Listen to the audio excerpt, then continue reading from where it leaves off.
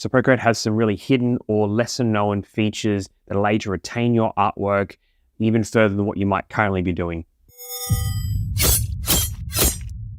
Let's dive into the world of Procreate again and discover some techniques about artwork retention, putting things in place to make sure that you always have your art at your fingertips. This can be really useful when just creating art, wanting to make sure you know where it is, or if you are changing iPads in the future, whatever it may be, this is the video for you. One of the biggest problems artists face is losing their artwork due to technical issues or lack of proper saving techniques. Today, we're going to explore some proper techniques to ensure that your artwork is not only saved correctly, but we are also utilizing really great features like cloud storage and backup systems. So if you're anything like me, you absolutely love to create artwork on the iPad inside of Procreate, and it is such a good way to do that. But one of the nice things is knowing that when you come back to the iPad, your artwork is always going to be there. Or if you have problems with the iPad, you can get another iPad and have your artwork ready to go. So I'm going to cover two main areas today. The first is inside Procreate itself, inside the app, something that you can do to make sure you can find your files a bit easier, but also that you have a bit of a structure in place so that things don't get so easily lost. And the second thing I'm going to cover today is we're actually going to jump into the settings and have a look at something you really should be turning on if you want to guarantee a backup or saving of your artwork if something was to happen to the iPad.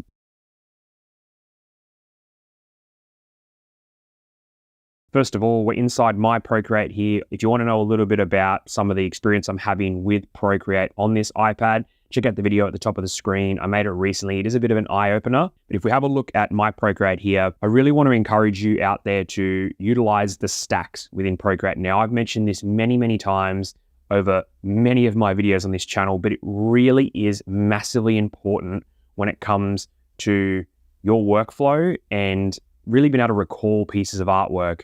If you have a look through here, yes, I have the odd individual piece of art like this little skull down here in the corner, but a lot of the times I have my artwork in stacks, and that really helps me find where things are. And I go through different stages of this. Sometimes I'll start a year off and I'll have a stack titled 2024. Every piece of artwork I create for that year goes under there, but it's really up to you what you want to do. And at the moment, I'll show you what one of my favorite things is to do when it comes to stacks inside Procreate.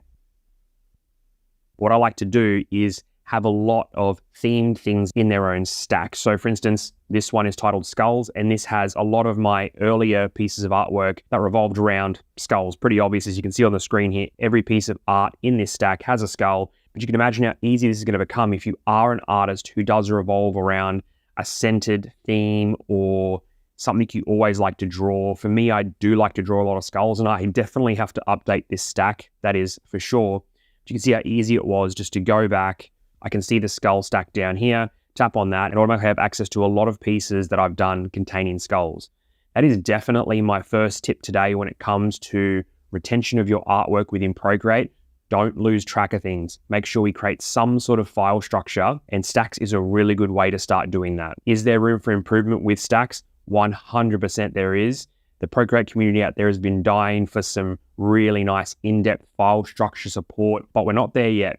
So utilize these stacks, because when we inside Procreate, they will definitely make your life easier. And that brings me to the second topic I want to cover today.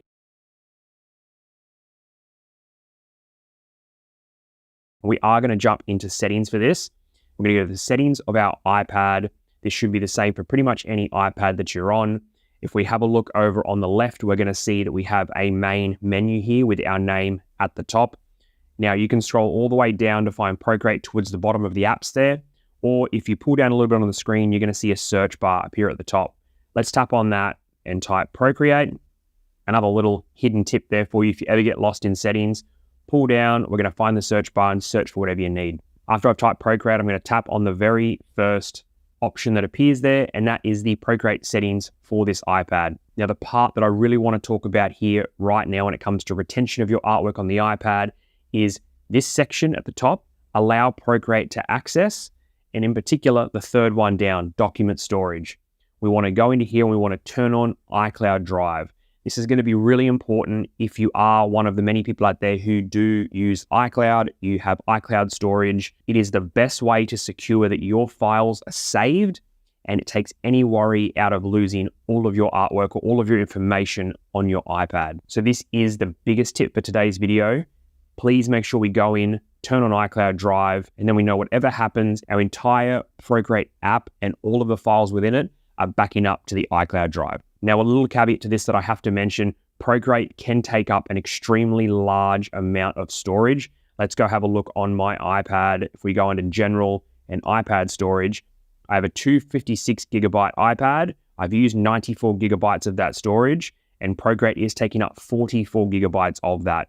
Keep in mind, it's going to store the Procreate files on the iPad as well as in iCloud, if we have that feature turned on I just talked about. This is the best way I've found to ensure that your artwork is never lost and you always have access to it.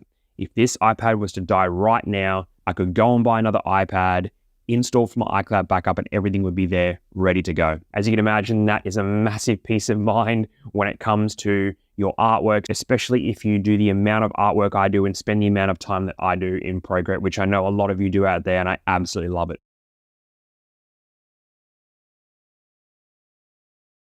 The last area we want to check before we get out of settings here, we're going to tap back on our name on the very top left. We're going to go to iCloud here. We're going to see how much storage we have. I'm actually starting to run out, only about 30 gigabytes left. But then we want to make sure under our apps using iCloud in here, we want to go to show all at the bottom. That's going to show us all the apps that are using it. I have absolutely everything turned on because I never want to worry if I had to go grab an iPad in a split second. I know that everything's going to be there. But then I am going to scroll down and I'm just going to triple check that Procreate is toggled on.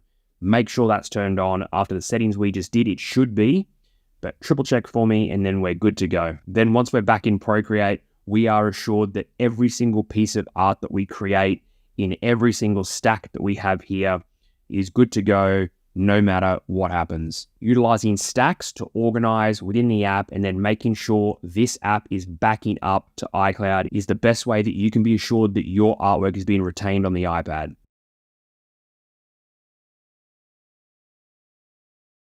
In short, by utilizing these techniques I've shown you today, you can safeguard your artwork and focus more on your creativity. Promise me you'll jump out there and make sure you're utilizing both of these tips in Procreate. And let me know in the comments if you already are, because I love to have those conversations with you. And don't forget to subscribe because it helps me bring you these videos each and every week. I've got plenty more videos on the channel, so check out the ones that are on the screen here, and I'll catch you in the next video.